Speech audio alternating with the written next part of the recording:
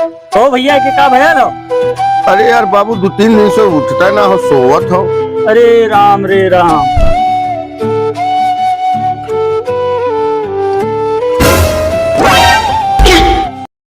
हे बाबू, हे भैया, हे लाला।